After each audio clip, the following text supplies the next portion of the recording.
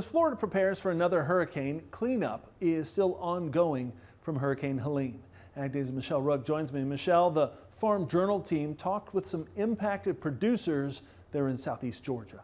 Well, Clinton, farmers impacted in southeast Georgia tell us Helene is the most catastrophic and costly hurricane they've ever seen, superseding even Hurricane Katrina. In the aftermath, cleanup is underway, but it may take years to put the pieces back together.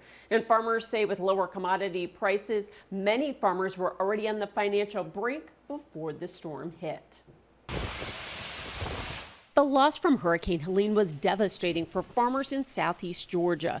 A foot of rain and hurricane winds of 125 miles per hour ripped through Coffee County, which was the epicenter. We were considered one of the hot spots for it because that was the highest recorded wind. We had 30 tornadoes also come through this county at the same time during the hurricane. He says the biggest loss was to timber, as tree stands they've been growing for 35 to 40 years are completely gone, and it will cost $1,000 an acre to clean up and restore. But our timber is probably 75 to, I've seen as high as 100% damage on timber stands.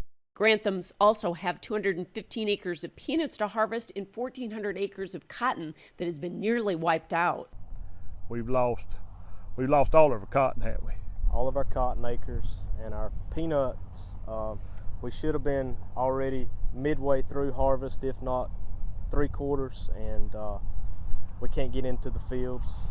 And they're saying the buying points, everything is down for another 3 to 4 weeks. They also lost several cattle and over 100,000 chickens on their operation, and they're not alone. It's about a 4-county area, you know. Coffee County, Jeff Davis, Atkinson County.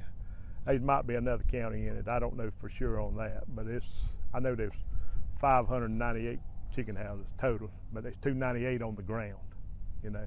Thousands of farms and homes are still out of electricity and water. Farmers in southeast Georgia have met with state and federal officials with the message they need disaster assistance immediately.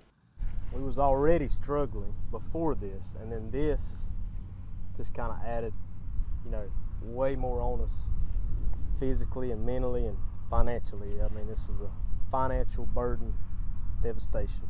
He says it may take farmers several years to rebuild, and they may never be whole. I'm Michelle Rugg reporting for Ag Day.